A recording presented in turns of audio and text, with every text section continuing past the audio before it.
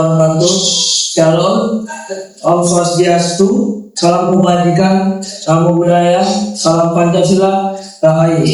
Salam sejahtera bagi kita semua. Yang terhormat Bapak Donatus Jiton Dasum dan teman-teman satu angkatan yang saya cintai. Puji dan syukur pada Tuhan Yang Maha Esa karena atas berkat rahmat karunia-Nya kita dapat berkumpul pada kesempatan yang baik ini. Pada kesempatan ini izinkan saya menyampaikan pidato saya tentang pengaruh media sosial terhadap kesehatan mental remaja. Topik ini tidak hanya tren pembahasan, tetapi realita yang selalu kita hadapi setiap hari. Hadirin yang saya hormati, di era digital ini, platform seperti Instagram, TikTok, dan X telah menjadi bagian dari kehidupan remaja. Media sosial memudahkan kita untuk berkomunikasi, bertukar informasi, dan mengekspresikan diri kita. Namun, di balik semua kemudahan tersebut, ada dampak negatif yang tidak selalu terlihat secara langsung. Kesehatan mental remaja lah yang sangat rentan terpengaruh oleh media sosial. Masa remaja adalah fase pencarian jati diri, di mana kita sebagai individu cenderung lebih sensitif terhadap lingkungan sosial. Ketika media sosial kita jadikan ruang utama untuk berkomunikasi, maka validasi dari dua like, komentar, dan pengikut seringkali menjadi tolak ukur sebagai harga diri seseorang di area digital. Akibatnya banyak remaja yang menggantungkan basis kepercayaan dirinya pada respon digital, bukan kepada kemampuan dirinya yang sebenarnya. Selain itu, salah satu dampak negatif yang sering muncul adalah perbandingan sosial. Saat remaja melihat keunggahan orang lain yang tampak sempurna dari dirinya, baik dalam segi penampilan, prestasi maupun gaya hidup, tanpa disadari mereka membandingkan kenyataan mereka dengan potongan-potongan momen terbaik orang lain. Hal ini dapat memicu rasa tidak puas, rendah diri, bahkan kecemasan berlebih. Selain itu, paparan konten yang tidak realistis mengenai tanda kecantikan dan kesuksesan juga berpengaruh besar, di mana banyak remaja sekarang masih harus memenuhi ekspektasi tertentu agar masuk ke lingkungan digital tertentu. Jika tidak tercapai, maka muncul tekanan psikologis pada remaja yang dapat berkembang menjadi stres kronis.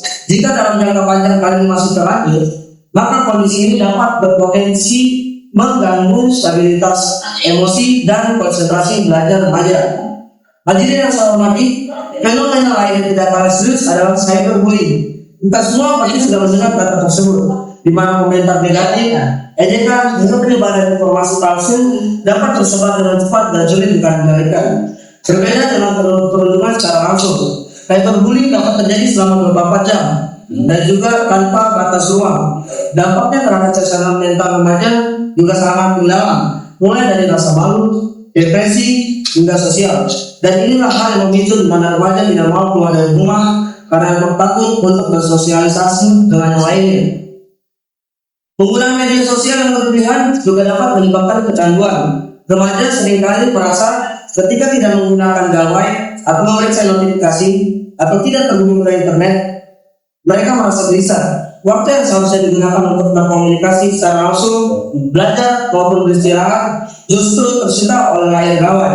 Ketidakseimbangan inilah yang mengganggu pengaruh terhadap kualitas tidur dan kestabilan emosi remaja. Hadirin yang hormati, namun demikian, media sosial tidak selalu berdampak negatif.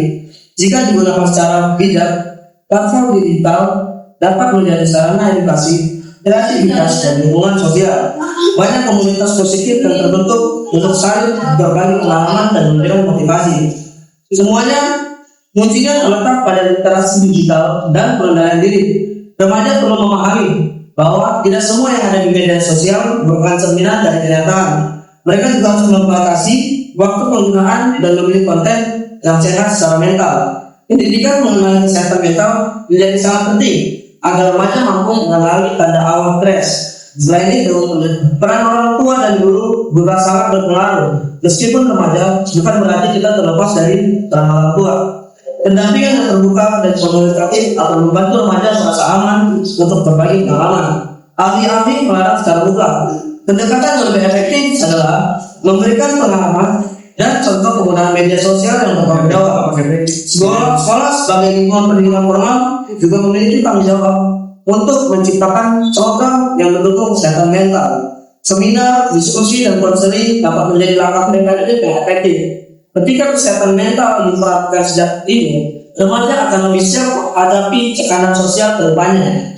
Teman-teman yang saya banggakan, kita tidak bisa menghindari perkembangan teknologi. Media sosial akan terus berkembang dan menjadi bagian hidup kita di generasi tersebut. Namun, kita memiliki pilihan untuk menggunakan secara bijaksana atau membiarkan media sosial mengendalikan diri kita. Sebagai penutup, marilah kita menjadikan media sosial sebagai alat untuk pertumbuhan, bukan sebagai sumber tekanan. Jagalah kesehatan mental kita dengan membatasi penggunaan dan memperkuat hubungan nyata dan menghargai diri sendiri tanpa bergantung pada validasi digital. Semoga kita semua dapat menjadi generasi yang cerdas, kritis, dan sehat secara mental. Terima kasih atas perhatian hadirin. Sekian pidato dari saya. Jika ada salah kata, mohon dimaafkan. Wassalamualaikum warahmatullahi wabarakatuh. Shalom, Om Swastiastu, salam kebajikan, namo buddhaya, salam Pancasila, rahayu. Terima kasih.